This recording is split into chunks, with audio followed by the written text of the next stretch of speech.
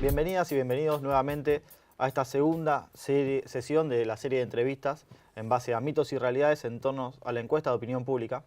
Hoy tenemos el agrado de presentarles a Andy Tou, politólogo y bloguero, y a Celeste Volati de la consultora Volati Asociados. Gracias por estar acá y por aceptar la invitación. Antes que nada quería hacerte una pregunta, porque en una entrevista anterior surgió el tema de cómo proyectamos resultados, cómo proyectamos los indecisos que surgen en las encuestas a la hora de analizarlas. En base a tu experiencia personal, como administrador de datos, como experto en opinión pública, ¿cuál piensas que son las mejores formas de hacer análisis a la hora de proyectar resultados? Bueno, lo que yo he hecho fue una recopilación de encuestas el año pasado, que durante todo el calendario electoral, que denominé La Borra, y capturamos más o menos 500 encuestas publicadas en los medios de comunicación, y uno de los principales problemas que teníamos era la cuestión de la proyección de los indecisos.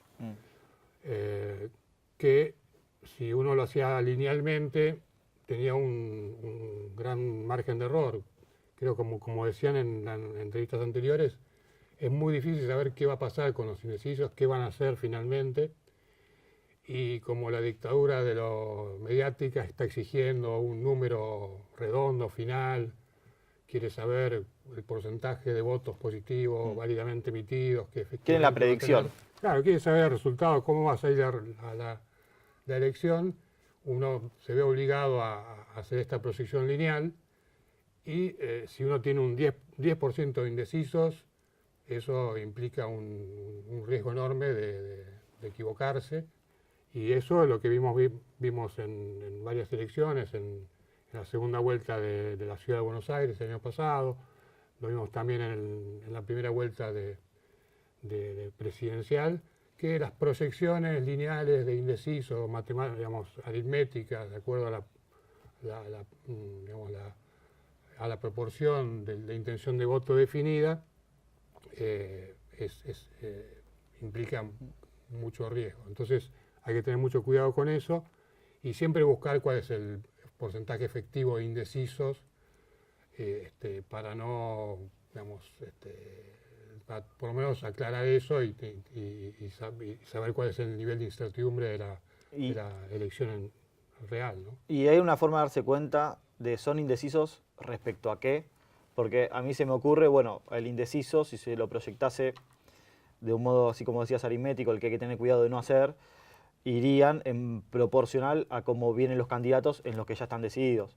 Pero si los indecisos son indecisos a qué opositor votar, porque no quieren votar el oficialismo, por ejemplo, ahí estarías cometiendo un error que es el que estás marcando. ¿Hay una forma de determinar justamente esto, indeciso respecto a qué, para saber cómo proyectarlos? Bueno, uno puede intentar diferentes abordajes en el cuestionario, a quién nunca votaría, a quién es probable que vote, quién piensa que va a ganar. El tema es que, bueno, que finalmente uno puede corregir un poco más ese nivel de error que pueda llegar a tener, pero siempre queda la incertidumbre y lo importante es medir la incertidumbre. Todos los procedimientos muestrales lo que tienen es un margen de error y es importante saber cuál es ese margen de error, entonces qué es lo que uno puede llegar a decir con más o menos certeza y qué es lo que no puede decir con ninguna certeza. Tal cual. También otra cosa que hay que tener en cuenta muchas veces es la recolección o producción, como le dicen algunos, de los datos. Cuando uno va a ese cuestionario a instrumentarlo con las personas que van a responderlo. Celeste, respecto a tu experiencia personal también, ¿son siempre mejores las formas de recolección de datos presenciales, por timbreo, puerta a puerta, donde está el encuestador cara a cara con el encuestado? ¿O también las telefónicas pueden venir a servirnos a la hora de de instrumentalizar el cuestionario? Desde nuestra experiencia pensamos que no siempre son mejores. La técnica que vamos a utilizar depende mucho de qué es lo que queremos saber, qué es lo que queremos conocer, el tiempo que tengamos, los recursos económicos y básicamente, nuestra pregunta. La encuesta telefónica a veces se suele dejar de lado un poco porque por ese sesgo que tiene de no llegar a alcanzar a toda la población. Nosotros hemos encontrado una forma de corregir un poco ese sesgo, que es aplicando una parte personal en los sectores más bajos donde no tienen teléfono. Entonces de esta manera lo compensamos y nos ha dado buenos resultados. Además de eso, tiene otros beneficios como la rapidez, la seguridad para el encuestador también y que es más barata. Pero básicamente depende de qué queremos saber. Si nosotros, por ejemplo, queremos saber preferencia de candidatos, como pasa en las PASO, dentro de un mismo partido qué candidato quieren elegir, la telefónica viene fantástico. Ahora, si lo que nosotros queremos hacer es una simulación de voto para ver qué candidato es el que atracciona, si es el cabeza, si es gobernador, si es presidente, necesitamos hacer una encuesta presencial.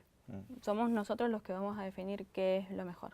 Bárbaro. ¿Y podés contarnos algunos casos concretos de tu experiencia que hayas observado esto? Nosotros tuvimos dos casos distintos. En el 2011, la elección de presidente y gobernador en Mendoza, teníamos el caso concreto de que el candidato favorito a gobernador era radical y tenía una muy alta intención de voto, casi el 40%, y la candidata preferida para presidente era Cristina Fernández, también casi con el 40% y más. Pero teníamos el problema de la boleta, uno era radical y el otro era Frente para la Victoria peronista. En las encuestas telefónicas nos aparecían los resultados en esta situación donde el gobernador radical lo elegían, digamos, la gente lo iba a votar, pero también a la presidenta, a Cristina Fernández. Algo que en los hechos no se puede dar porque 40% de voto de gobernador de una boleta radical y otra boleta justicialista por el corte, por los porcentajes, no daba. En cambio, a través de las encuestas presenciales que hicimos hacer esta simulación de voto donde la gente efectivamente conocía la boleta y hacía el corte, y fue a través de estas encuestas, de las presenciales, con la simulación de voto especialmente, fue esta con la que pudimos acercarnos a los resultados de las elecciones. En este caso, en el 2011, la encuesta presencial dio perfecta. Y en el 2013 se dio una situación al revés, eran elecciones legislativas, y las encuestas telefónicas fueron las que más se aproximaron. Se nos dio una situación, un poco como decían en la entrevista anterior, nosotros podemos comparar los resultados de nuestras encuestas efectivamente con las elecciones. Cuando fueron las PASO, nosotros habíamos aplicado telefónicas y presenciales. Con los resultados de las elecciones pudimos ver que las telefónicas daban casi exactas y las presenciales muy lejos de los resultados. Razón por la cual seguimos con telefónicas y dejamos las presenciales solo como de testigo. Creemos en nuestra hipótesis que la situación social y política hacía que mucha gente que tuviera tomado como una posición de enojo o de antipolítica no contestaba al encuestador, no le quería abrir la puerta y no quería hablar de política, y sí llamadas telefónicas, por ejemplo. ¿Eso se anota el nivel de rechazo de las encuestas? Sí, se anota. Teníamos el doble de nivel de rechazo en las encuestas presenciales que en las telefónicas. Y respecto a las 500 encuestas que vos seguiste en los medios, Andy, ¿qué límites les encontrás o ventajas, digamos, o críticas que podrías hacerles a las encuestas en general publicadas? Bueno, lo que hay que tener en cuenta con las encuestas publicadas es que hay una decisión consciente del cliente, o en el caso de si fueran institucionales, del medio o de la consultora, de publicarlas y ahí entonces abre la posibilidad de intentar influir de alguna manera en la opinión pública o traccionar o generar estos efectos que llaman de subirse al vagón del ganador o de desalentar o de tratar de influir haciendo creer que un resultado está dado para empujar hacia ese lado. El ejercicio que hicimos, sabíamos que la mayoría de las encuestas publicadas tienen esa intención, porque la gran mayoría de las encuestas que se hacen no se publican, con lo cual las que están publicadas son una muestra, una subpoblación que tiene este sesgo a favor de tratar de de direccionar el voto. Entonces, nuestra idea era, bueno, si todos publican más o menos igualitariamente, se compensa los que empujan para un lado con los que empujan para el otro. Lo que nos pasó, concretamente en la elección presidencial, que teníamos la publicación de encuestas era masiva hacia el lado de Scioli, o de alguna manera las que más lo favorecían, las que más lo acercaban al número que él quería. Entonces, como que teníamos una muestra sesgada. Entonces, lo que hay que saber siempre es que, bueno, no estoy muy a favor de empezar a calificar a consultoras o a los encuestadores sobre la base de cuánto la pegaron, o empezar a acusarlos de que están comprados o vendidos. Digamos, aún suponiendo que las encuestas están hechas honestamente, seguimos teniendo el problema de que las que salen a la luz son un pequeño grupo que tiene esta intencionalidad. En general, yo lo que pienso es que el instrumento de encuesta como tal está de alguna manera en crisis. Primero por el tema de la baja nivel de respuesta, que cada vez hay que llamar más por teléfono para que contesten. O el rechazo como... El rechazo presencial.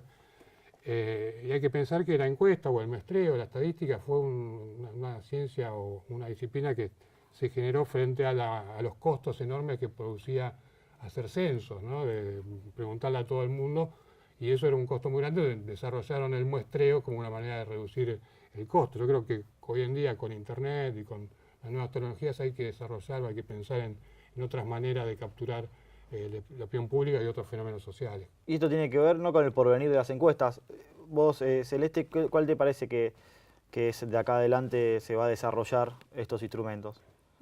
Yo coincido un poco y me parece que funciona más, quizá tal vez hacer encuestas más pequeñas a lo largo del tiempo para ir viendo tendencias, más que números exactos con decimales, porque bueno, la opinión pública, como decíamos, es algo muy frágil y va cambiando todo el tiempo.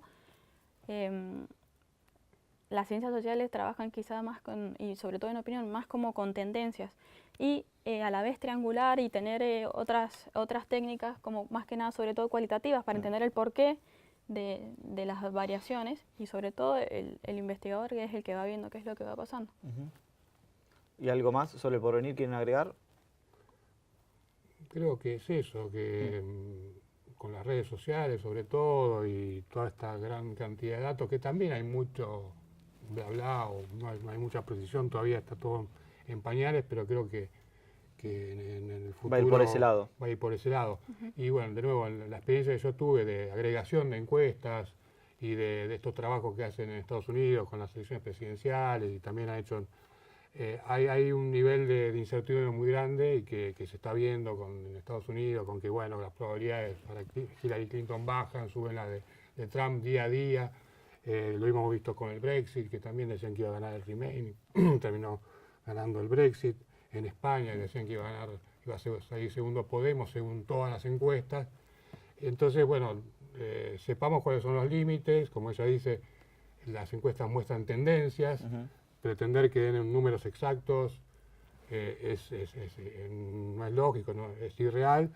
Y bueno, tenemos que también pensar en extender estas precauciones respecto a otros indicadores, como decían en una entrevista anterior.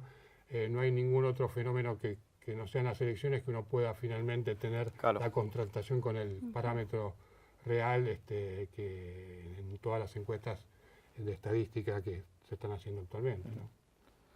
Bueno, muchísimas gracias Celeste, muchísimas gracias Andy, gracias por compartir este momento y nos estamos viendo pronto.